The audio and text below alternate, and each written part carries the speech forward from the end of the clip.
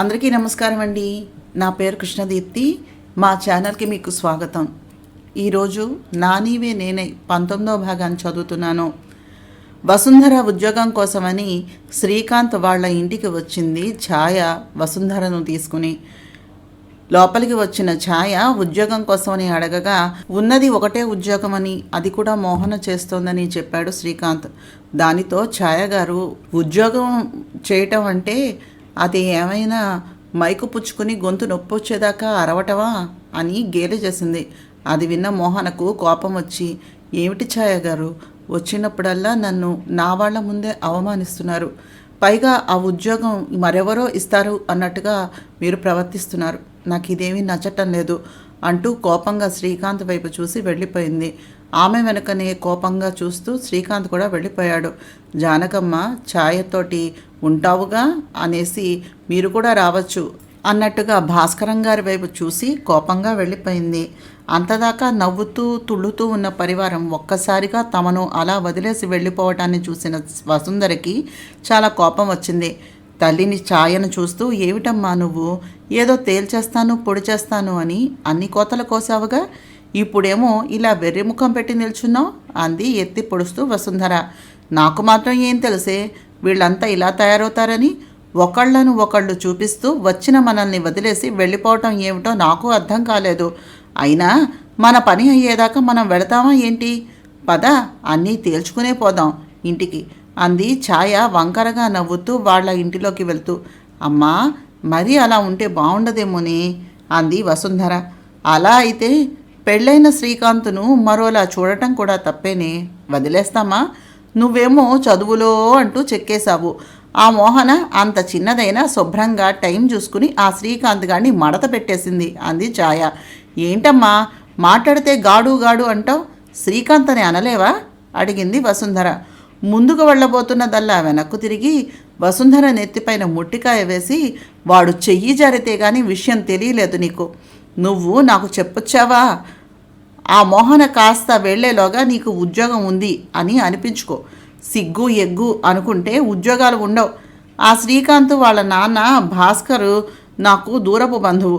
మీ నాన్నకులాగే మా నాన్నకి కూడా బుర్రలో మెదడు ఉండేది కాదు, మోకాళ్ళల్లో ఉండేది. ఈ భాస్కర్ గారికి అవసరమైన సమయంలో డబ్బుకి ముఖం చూసుకొని మా ఇంటికి రానివ్వలేదు. తీరా చూస్తే వాళ్లకు వచ్చింది వాళ్ళ ఇంట్లో ఆడదిక్కు పోయిందనే కష్టమే తప్ప బిజినెస్లో నష్టం కాదని తర్వాత ఎప్పటికో తెలిసింది. కానీ అప్పటికి మాత్రం ఉపయోగం ఏముంది? ఆ తర్వాత నేను మా అమ్మ ఎంత కష్టపడ్డా భాస్కర్ మా ఇంటికి అల్లుడు కాలేదు. నిజం చెప్పాలంటే భాస్కర్కి నాకు వరస ఏమీ కాదు. అవసరాన్ని బట్టి పిలుస్తూ ఉండేదాన్ని. నిన్ను ఆ శ్రీకాంత్ గాడికి పెళ్ళాన్ని చేయాలని ఎంత తాపత్రయపడ్డా పరిస్థితి ఏమాత్రమూ మెరుగు కాలేదు. ఏ రాత వేసుకుని పుట్టిందో ఆ మోహన కాస్త వాడి పెళ్ళామై కూర్చుంది. కనీసం ఇప్పటికైనా కళ్ళు తెరిచి అవసరాన్ని బట్టి అల్లుకుపోవాలి, అంతేగాని అక్కర్లేని వేషాలు వేస్తే పొట్ట నిండదు అంది కూతుర్ని ఎగతాళిగా చూస్తూ ఛాయ. నాకు ఇన్ని చెప్పి ఇంత కామెంట్ చేసి నువ్వు మాత్రం ఏం చేశావమ్మా? ఆ భాస్కర్ గారు నీ వైపు ఏమీ రాలేదు కదా అంది తాను కూడా తగ్గకుండా తల్లిని ఎత్తి పొడుస్తూ వసుంధర. నోరు మూసుకుని చెప్పినట్టు వింటే కనీసం నువ్వైనా బాగుపడతావు. ఆ పిచ్చిది మోహనకి పైత్యం ఎక్కువయ్యి శుభ్రంగా సంపాదించే శ్రీకాంత్ లాంటి మొగుడు ఉన్నా అనుభవించకుండా చదువులు పాటలు ఆటలు అంటూ వెర్రి తిరుగుళ్ళు తిరుగుతూ ఉంది. మొగుడిని కొంగున కట్టుకునే తెలివితేటలు దానికి ఏమాత్రమూ లేవు. శుభ్రంగా ఒక కొడుకో కూతురో పుడితే ఇంత ఆస్తికి మొదటి వారసుడు దొరుకుతాడు కదా, వాళ్ళ వెర్రితనమే మనకి అవకాశాన్ని ఇస్తుంది. ఆ పిచ్చిది ఇంకా చిన్నదే. నువ్వు కాస్త నీ జానతనాన్ని చూపించావా, ఈ ఆస్తికి మొదటి వారసుడిగా నీ కొడుకు ఉంటాడు. అదే జరిగితే ఈ ముసల్ది ఆ ముసలాడు ఎవ్వరూ ఏమీ చేయలేరు. ఆ మోహన నోరు మూసుకుని దానికి రావాల్సింది పంచుకుని వెళ్ళిపోవటం తప్ప ఏమీ చేయలేదు. పిల్లలు అంటూ పుడితే శ్రీకాంత్ గాడి తలలో జేజమ్మ కూడా దిగి రావాల్సిందే. వాడి బంధువులు ఎంత?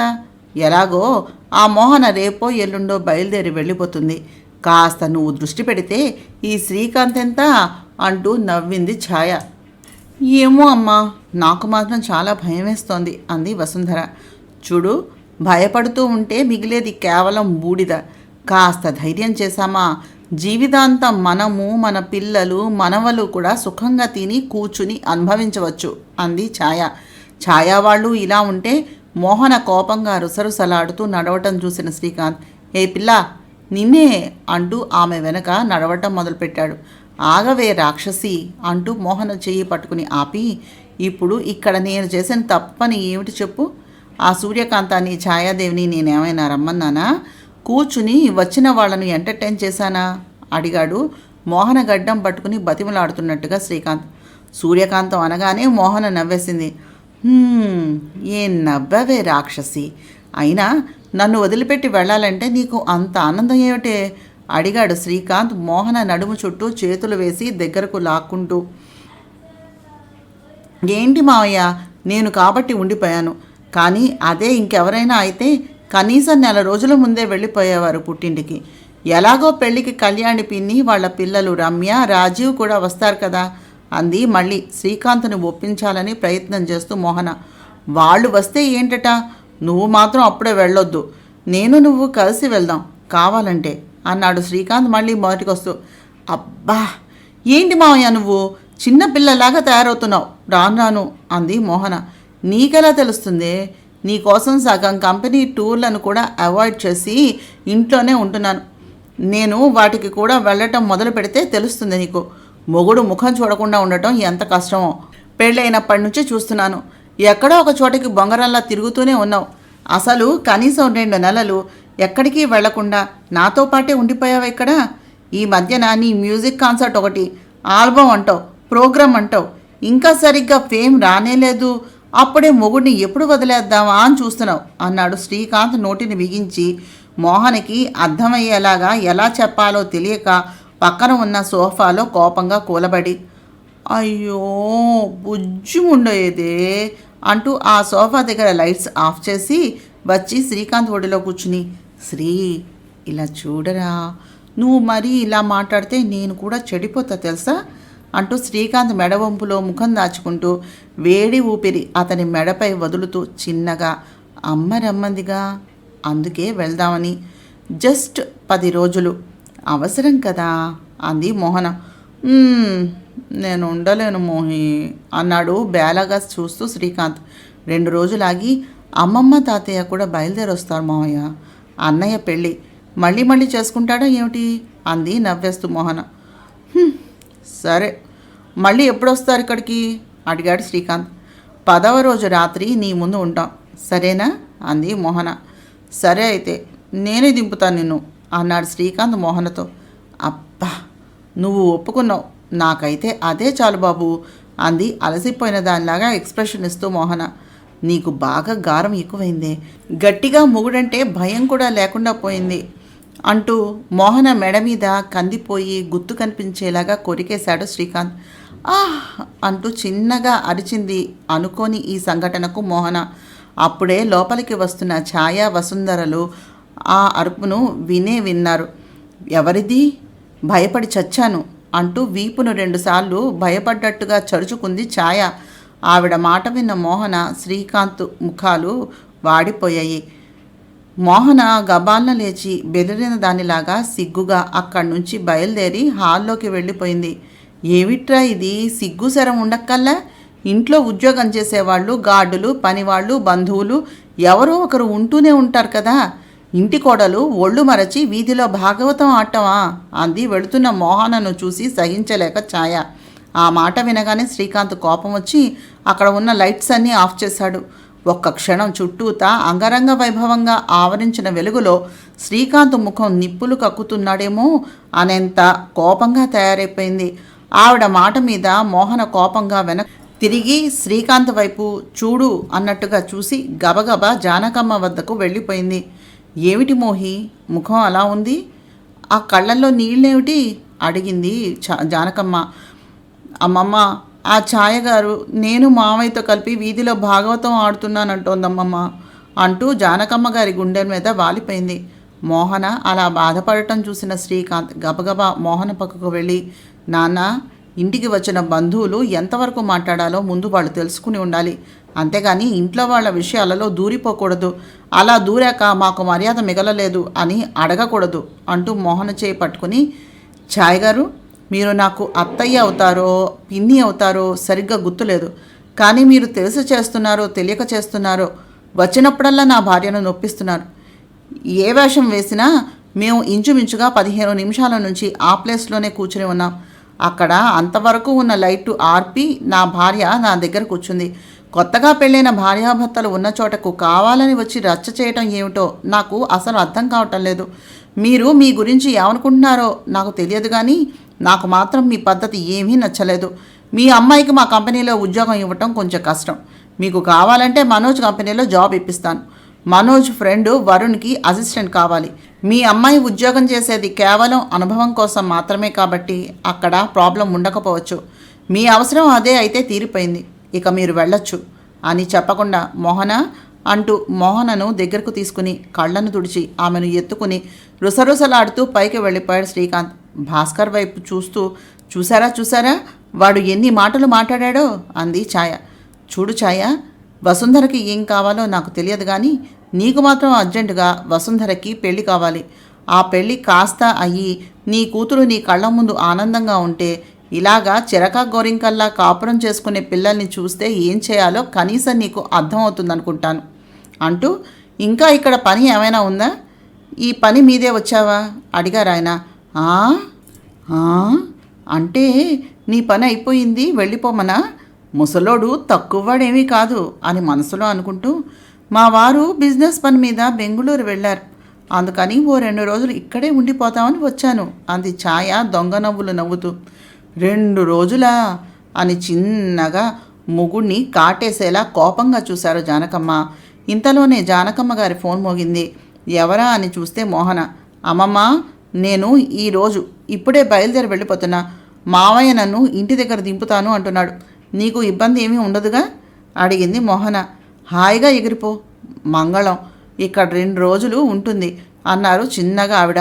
అమ్మో, అయితే నేను మావయ్య బట్టలు సర్దుకుని వెళ్ళిపోతున్నాం అంటూ ఫోన్ పెట్టేసింది మోహన. ఎవరే అడిగారు భాస్కర్. పిల్లలులేండి అంది ఆవిడ. అరగంటలో మోహన శ్రీకాంతులు సిద్ధమయ్యి కిందకి వచ్చారు. వారి వెనకే బట్లరు లగేజ్ని తీసుకుని వెళ్ళి కారులో పెట్టాడు. అమ్మమ్మ, మేం బయలుదేరుతున్నాం అంటూ మోహన వచ్చి కౌగిలించుకుంది జానకమ్మ గాని. సరే, జాగ్రత్తగా వెళ్ళండి, మీ మామయ్యతో దెబ్బలాడికే. శ్రీకాంత్, దాన్ని కోపడుకురా. ఒక 2 రోజుల్లో మేము కూడా బయలుదేరి వస్తాం. నువ్వు కూడా ఇక్కడికి రాకుండా అక్కడ నుంచే నీ వర్క్ని మేనేజ్ చేసుకో. అర్థమవుతోందా? పిల్లలు పుట్టక ముందే ఎంజాయ్ చేయాలి లైఫ్ని. వాళ్ళు కాస్త పుట్టుకొచ్చారా వాళ్ళ ఆలనా పాలనలో జీవితం వెళ్ళిపోతుంది అన్నారు జానకమ్మ గారు.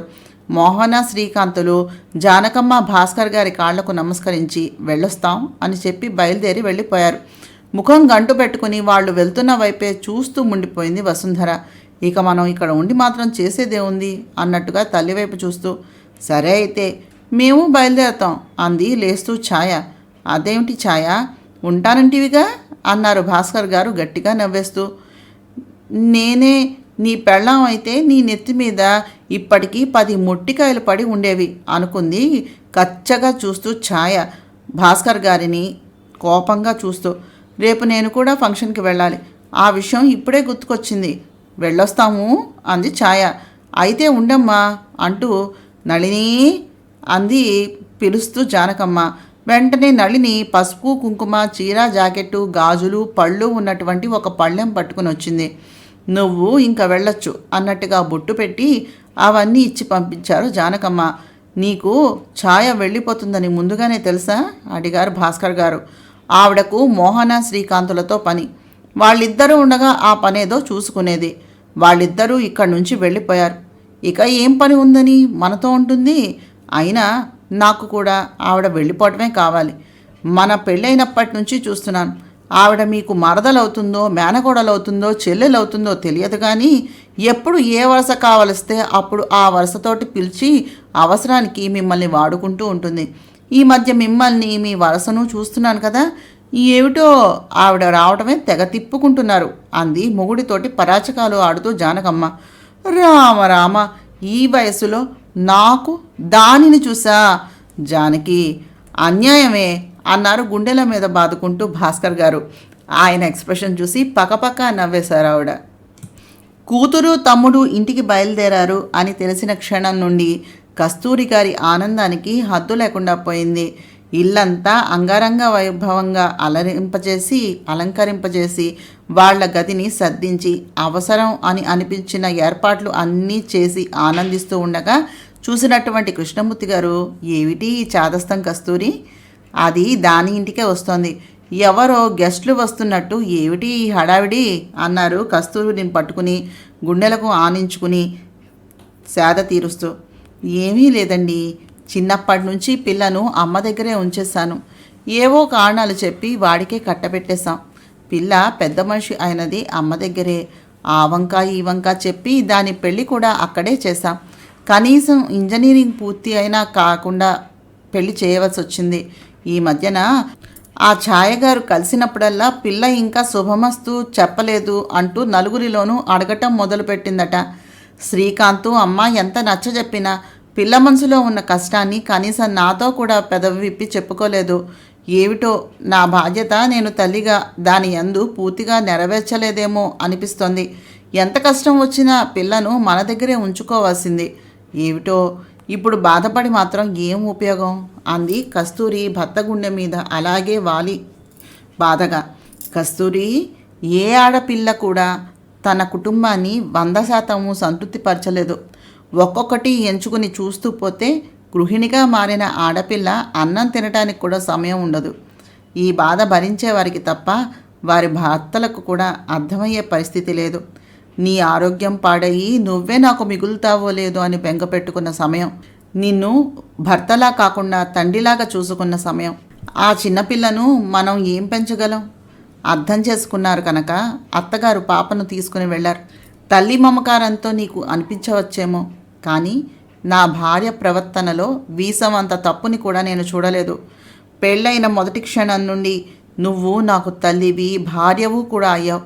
ఈ విషయం గుర్తించలేని భర్తల భార్యలు గృహిణులుగా ఉండడానికి కూడా భయపడి ఈ బాధ్యతలను నిర్వర్తించలేక ఏ చిన్న ఉద్యోగం దొరికినా సరే అని ఇంటి గడప దాటేస్తున్నారు. ప్రతి గృహిణికి ఆమె వంతు గౌరవం ఆమెకు దక్కినప్పుడే ఇల్లు ప్రశాంతంగా ఉండగలుగుతుంది. నా భార్య నా ఇంటి బాధ్యతలను 100% కాదు 200% చక్కగా నిర్వహించింది. నువ్వు అనవసరంగా మనసుని కష్టపెట్టుకోక మోహన వచ్చాక కళ్ళ వెంట నీరు రాకుండా చక్కగా దానిని అత్తింటికి పంపించు. అర్థమైందా అమ్మాయి అంటూ కస్తూరి ముక్కు పట్టుకుని లాగుతూ నవ్వారు కృష్ణమూర్తి. కృష్ణ అంటూ ఆయన మెడవంపులో ముఖం దాచుకుంటూ, నీ సాన్నిహిత్యం లేకపోతే నేను ఏమైపోతానో అనిపిస్తుంది ఒక్కోసారి అంది కస్తూరి. ఇంతలో హాల్లో అలికిడి.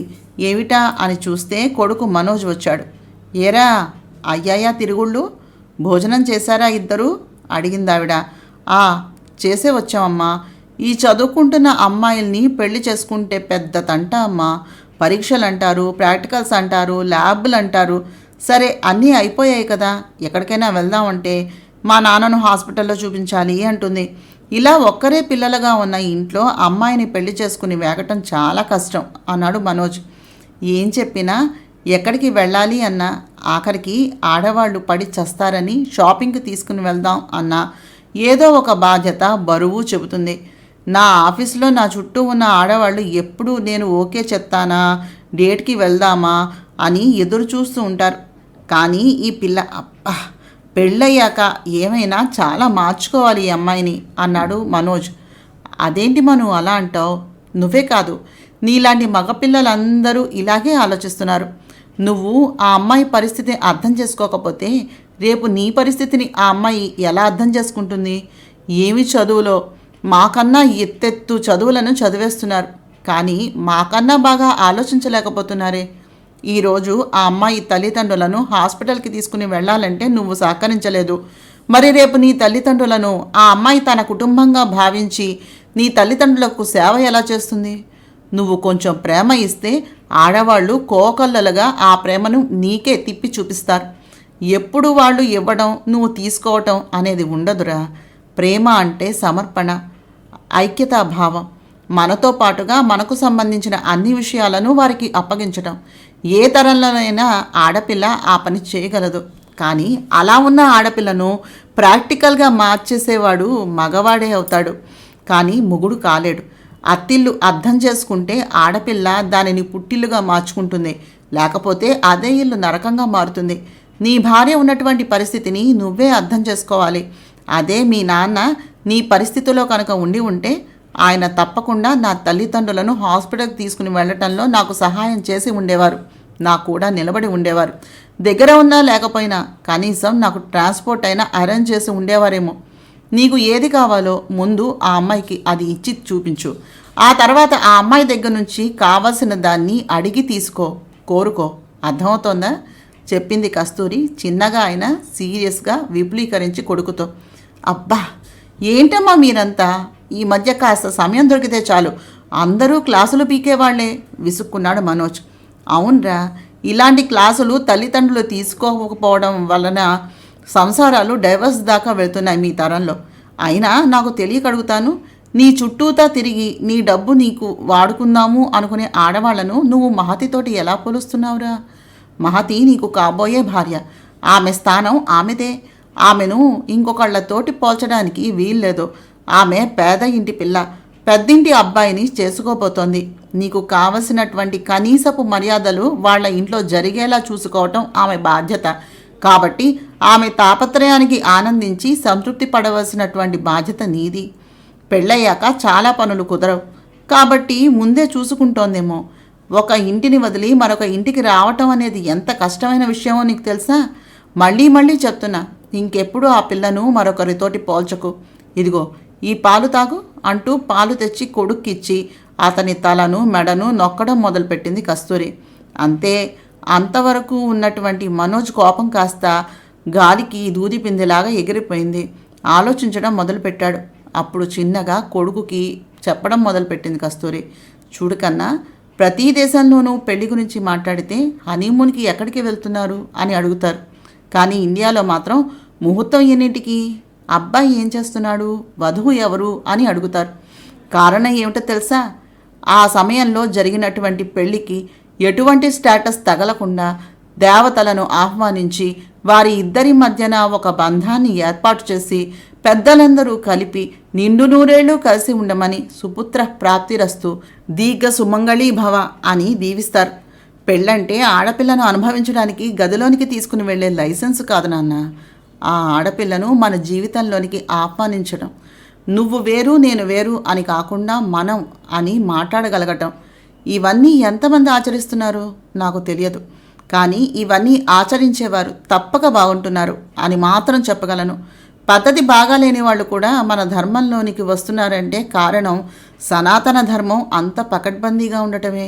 అహానికి పోయి ఆడపిల్లను బానిసగా చూసే కొంతమంది వల్ల ఈ జనరేషన్లో ఆడపిల్లలు బానిసలైపోతున్నారు.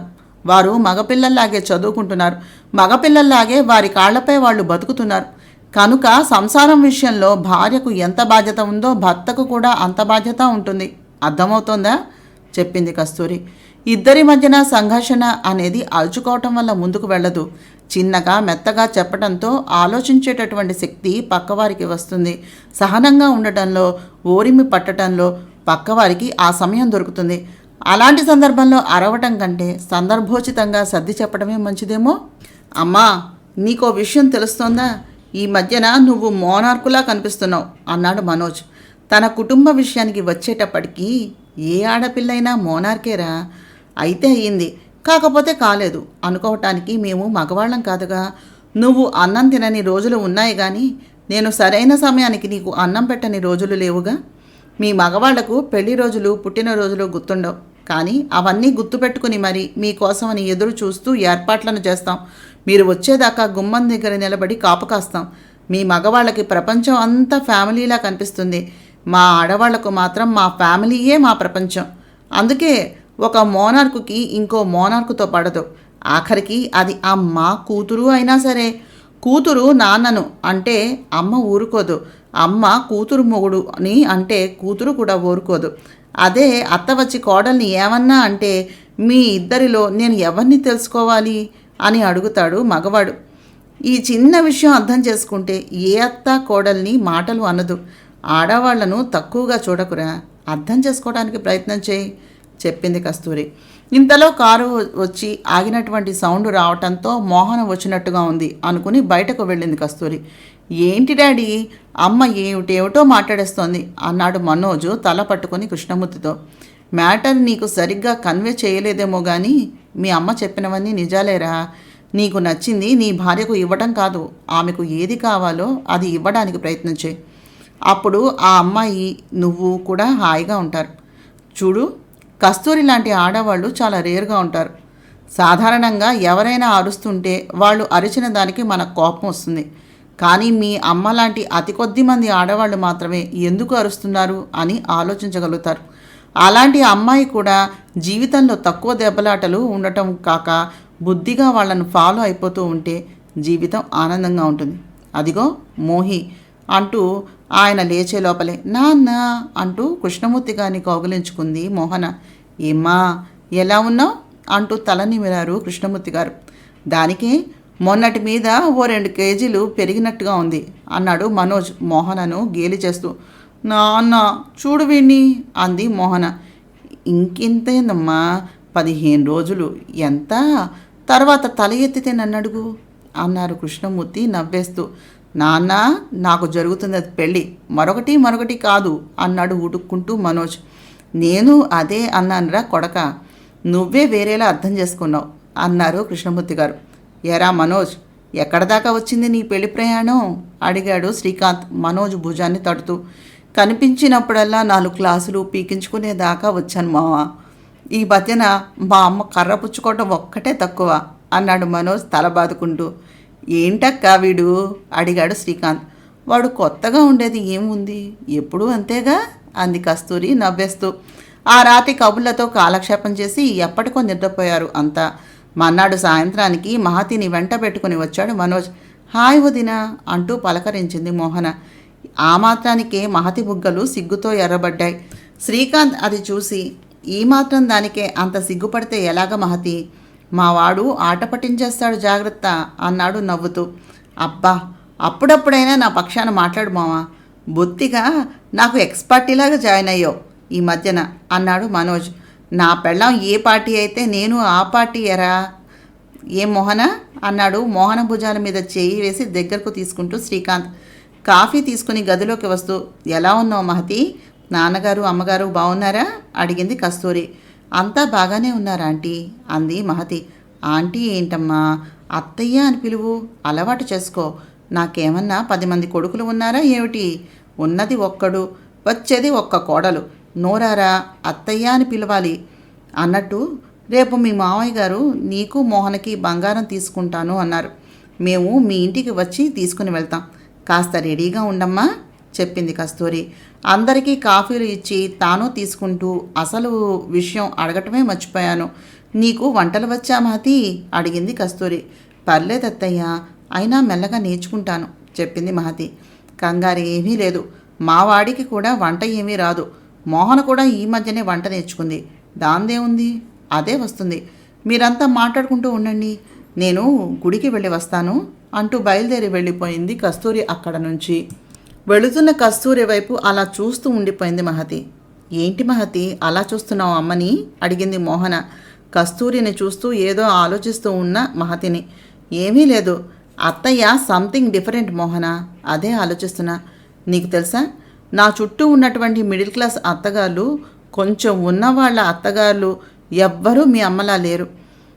పెళ్లి చూపుల నుంచి అత్తగారి జులుం చూపిస్తూ ఉంటారు. అదే అత్తయ్యలో వింతగా కనిపిస్తోంది నాకు చెప్పింది మహతి. అదేమంటే పెళ్లి సమయానికి అమ్మకు కనీసం నాన్నతో ఎలా ఉండాలో కూడా తెలియదట. ఊరికే ఇద్దరు కొట్టుకుంటూ ఉండేవాళ్ళట. ఆ సమయంలో మా నాయనమ్మ దగ్గర ఉండి అమ్మకు అన్ని విషయాలు వివరంగా చెప్పేదట, ఒక స్నేహితురాళ్ళలాగా. తాతగారు అమ్మను అల్లారు ముద్దుగా పెంచారు. ఉద్యోగం తప్ప ఏమీ లేని నాన్నగారు అమ్మను ప్రేమించి పెళ్లి చేసుకుని, తాతగారు అమ్మ వాటాగా వచ్చినటువంటి ఇంటిలో కాపురం పెట్టారు. అమ్మకు తెలియనటువంటి విషయం ఏమిటంటే నాన్నగారు దానికి అద్దె కూడా చెల్లించేవారట. వారి ఇరువురి మధ్యన డబ్బుకు సంబంధించిన లావాదేవీలలో చాలా సున్నితమైనటువంటి విషయాల్లో గొడవలు జరిగేవి.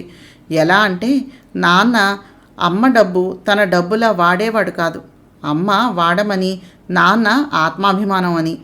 కానీ నాయనమ్మ వాటన్నింటినీ వాళ్లకు అర్థమయ్యేలాగా వివరంగా చెప్పేది. ఎంతగా అంటే ఎదుటివారు తమ తప్పును తామే తెలుసుకుని ఆ తెలిసిన తక్షణం మరొకరికి క్షమాపణ చెప్పేలా ఉండేది ఆమె పెద్దరికం. సహజంగా ఆడవాళ్ల మధ్యన అభద్రతా భావం వల్లనే ఈ గొడవలు ఉంటూ ఉంటాయి. కోడలు వచ్చినంత మాత్రాన మనకు ఇబ్బంది ఏమీ ఉండదు అని తెలిసిన అత్త హాయిగా కొడుకును కోడల్ని కళ్ళల్లో పెట్టుకుని చూసుకుంటుంది. ఎందుకంటే తర్వాత చంటి పాపలా వాళ్ళ చేత సేవలు చేయించుకునేది తానే అని వాళ్లకు కూడా బాగా తెలుసు కాబట్టి. ఒక రకంగా ఆలోచించు, అత్తగారి చేత ఆరళ్ళు పడ్డ ఏ కోడలు తరువాత భవిష్యత్తులో ఆ అత్తగారికి చాకిరీ చేయాలి అని అనుకోదు. ఒకవేళ చేసినా ఆ అత్తో మామో తినే సమయాల్లో దెప్పుతూ ఆ ముద్ద గొంతు నుంచి కిందకు దిగకుండా మాట్లాడగలదు.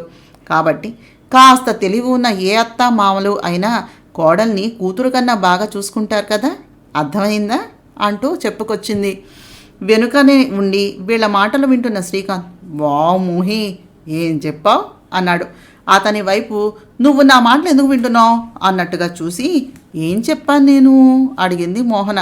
తక్షణం శ్రీకాంత్ తెల్ల జెండా ఊపి సారీ అనేశాడు కాస్త తగ్గి.